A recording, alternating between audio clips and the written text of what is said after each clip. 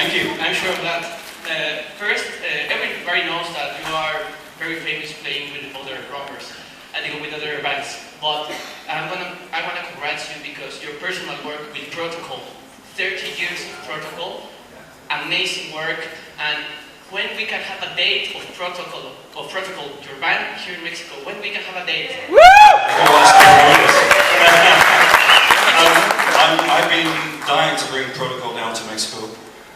It's just a question of having the right promoter and having him organize a tour, because to fly all the way down here for just one show is it's production cost. It's expensive.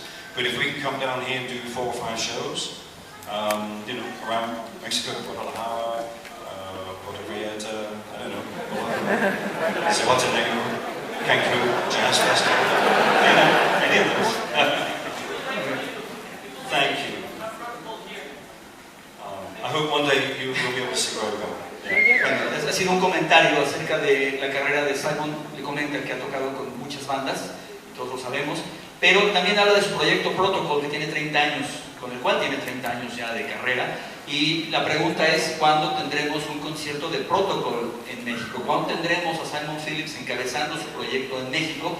La respuesta es obvia: en cuanto haya, dice Simon, un promotor que le entre con el dinero y que organice una gira, pues él estará gustoso de tocar en lugares como la Ciudad de México, Guadalajara, Vallarta, Cancún y todas las playas, on the beach. I'm going to say something now, because this is quite a special year for me, 2019. Not only is Protocol 30 years old, I've been playing Tama and Zildjian for 40 years, 79. Remo Promark for 37 years, and this is also my 50th year in the music business. Bravo!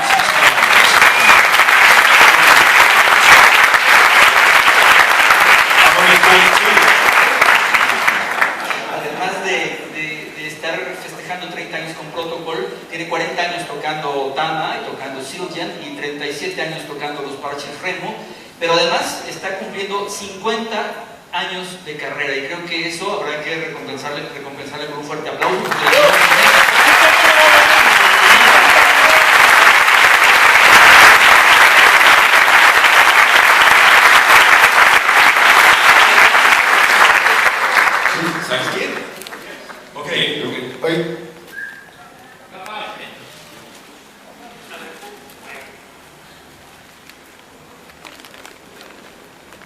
Cuando usted toca la batería, exactamente cuando le escribe lo que toca o lo tiene en partitura.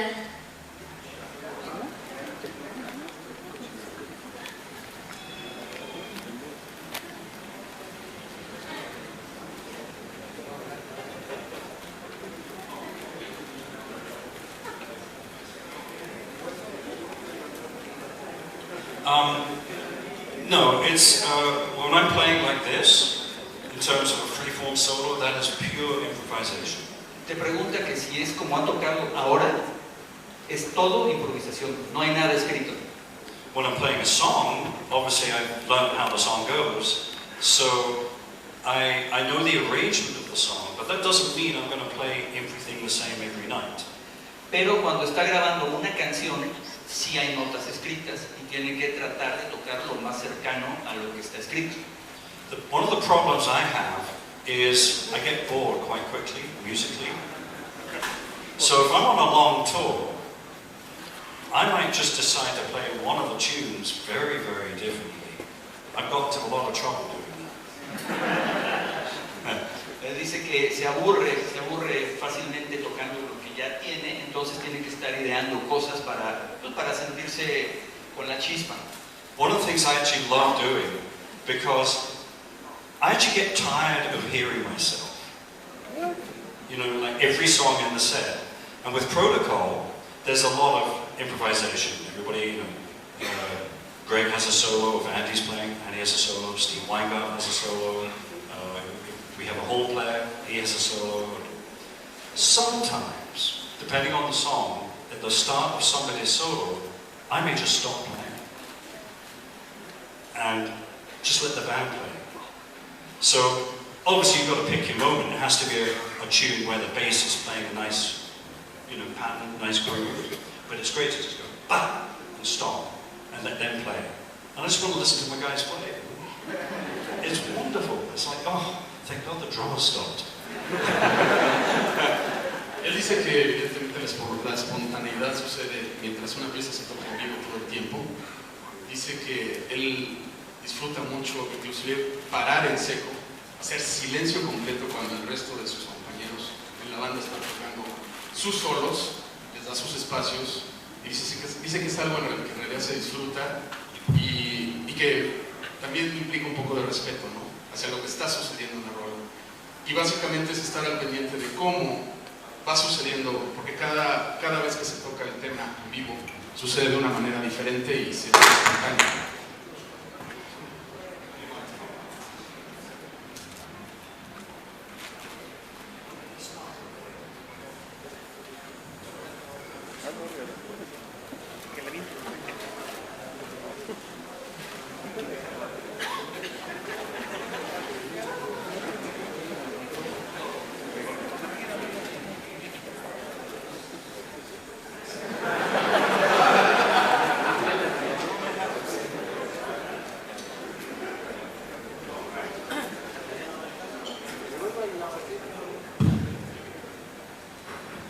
We don't have a lot of time, so trying to fit everything in. We're doing a little bit kind of practicing warm-up, just to show you a couple of ideas here.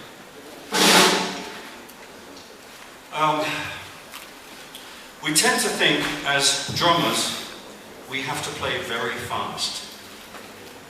Como bateristas hay que tocar muy rápido. Great, but it's not really the most important thing.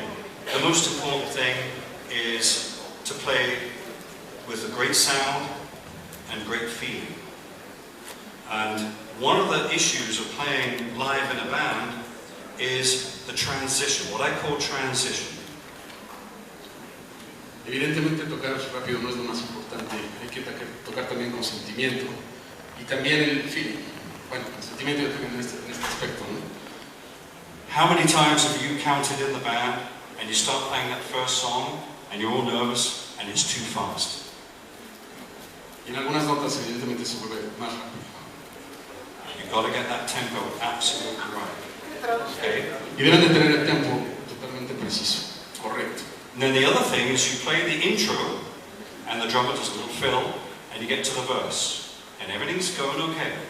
And then you do another fill and you get to the B section and something happens, there's a slight change of tempo there. And then you do another fill into the chorus and then there's another change of tempo. And that really shouldn't happen. Those are called transitions. And if you think about it, it's only the drummer that really plays the link between the verse and the bridge and the chorus, or the B section, or pre-chorus, however you want to call it. Most of the other people in the band, there's a bar line. They can push, but essentially it's the drummer that sets it up.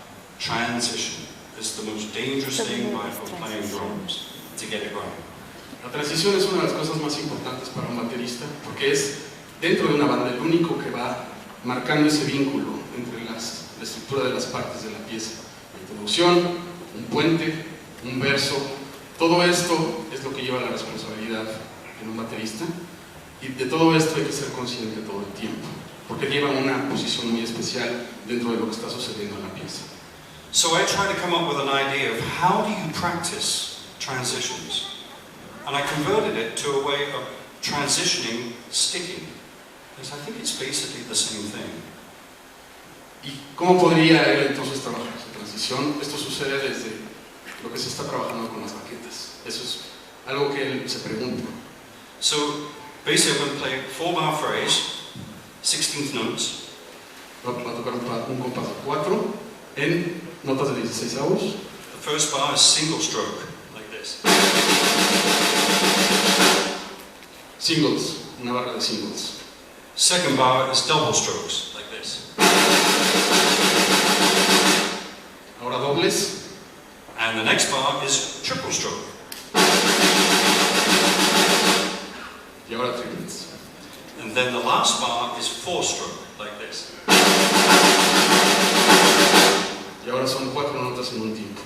But to make it a little more difficult, the third bar, which are triple strokes, when you get to just towards the end, you have one beat missing, like this. 1, 2, 3, 4. 1, 2, 3, 4.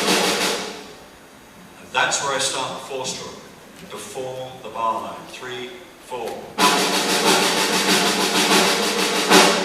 So that's the only tricky bit about it. Y entonces combinen las barras entre notas de 3 y notas de 4, pero él resta la cuarta nota del beat. Y eso es lo que lo hace más interesante. So here we go. 3, 4.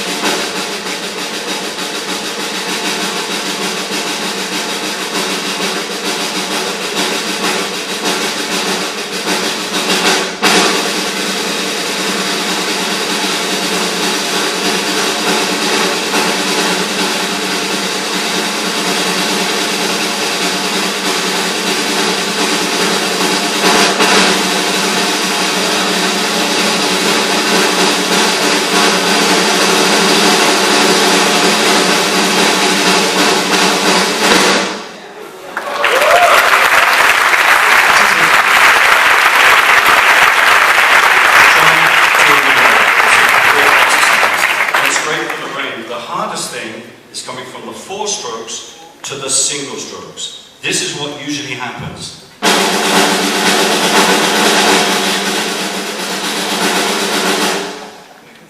I don't know why that's difficult, but it is. So it's a great way to practice.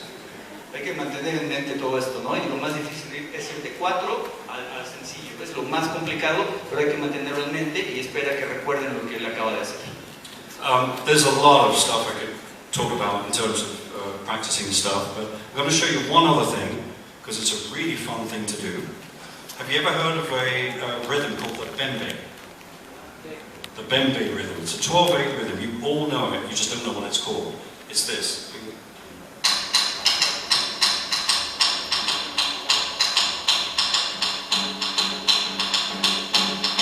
Right? It's a great Afro-Cuban rhythm. Now, there are various versions, and there's one, instead of a 1-bar phrase, it's a 2-bar phrase. And it's like this. In fact, let's see how good at clapping you are. We're going to do the single bar bembe. Okay? Vamos a la primera barra de la estructura del ritmo, que es africano. Just join in with me when you're ready. 3, 4.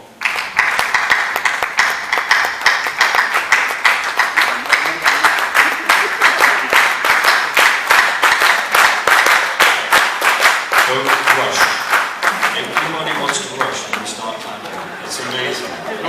I think some of you are drummers, I think most of you are musicians, and even if you're sound engineers, you've got to have good time, because if you're punching in, you really know exactly where they're going. So let's try again. 4.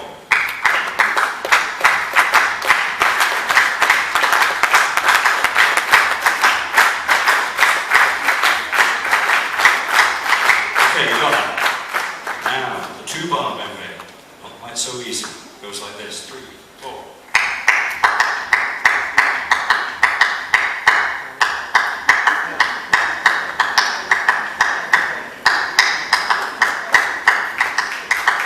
Anytime.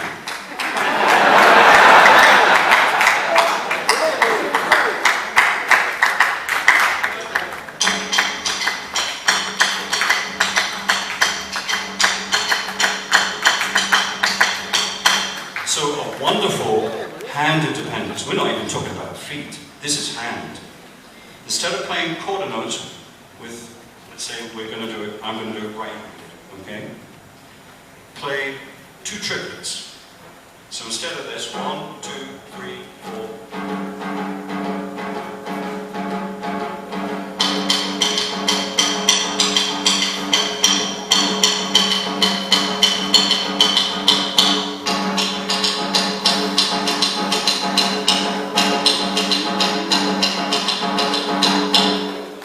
Okay? Always good to swap it around, right-handed and left-handed.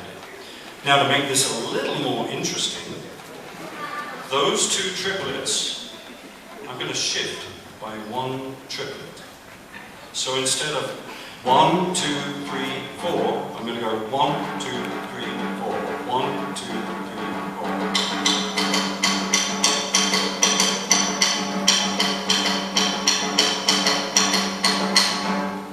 When you got that down, another shift of one triplet. 1, 2, 3, 4.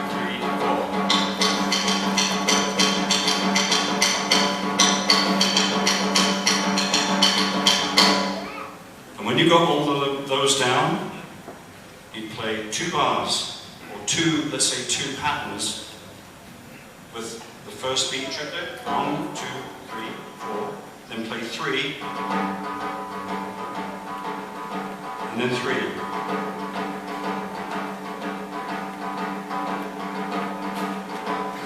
Like that.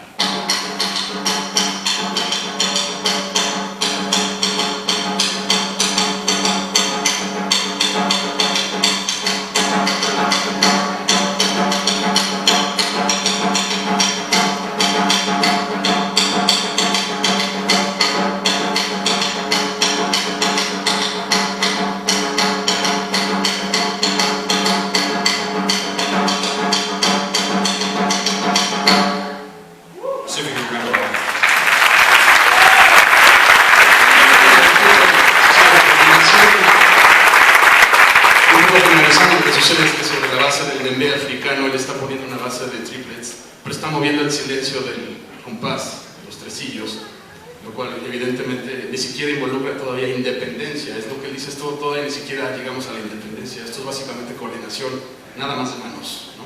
Como lo demostró. Now, another thing, moving along, another thing I'd like to talk about is orchestration. There's something able.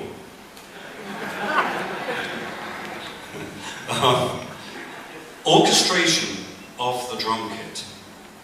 In other words, instead of playing something that's like pretty standard, coming up with something totally different, that's much more musical, but also very patterned, very precise, something that you repeat a lot.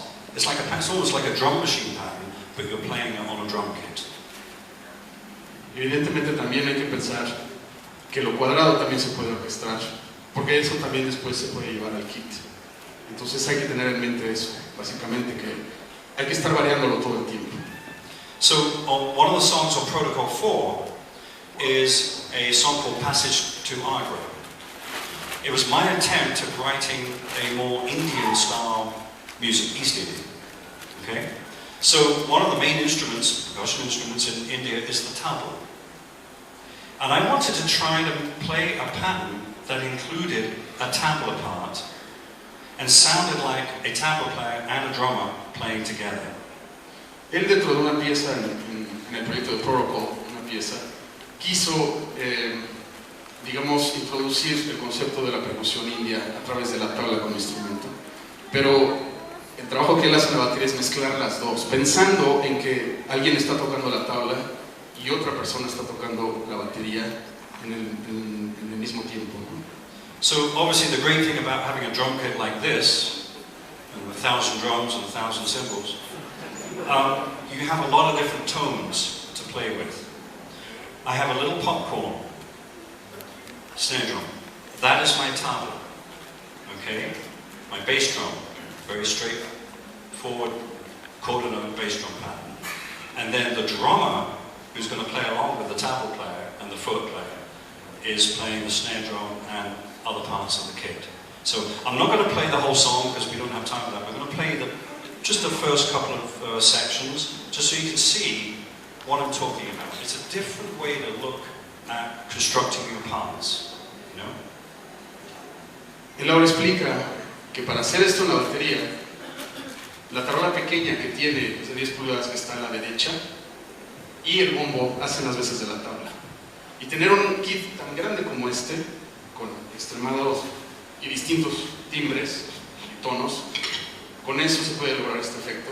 Va a tocar un pedazo solamente por el tiempo, pero para que ustedes se den cuenta un poco cómo se trabaja la estructura de este ritmo.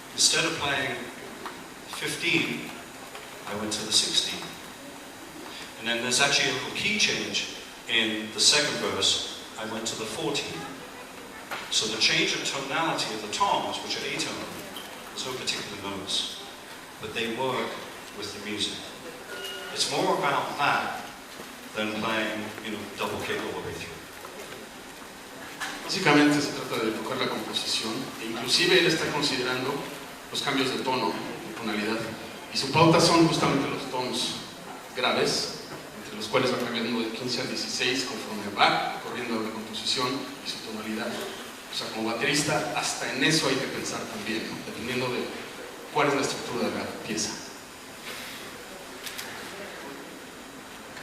So maybe a couple more questions and we'll play. Un par de preguntas más y bueno, Simon tocará un poco más. Hay mucha gente interesada. ¿Qué hacemos?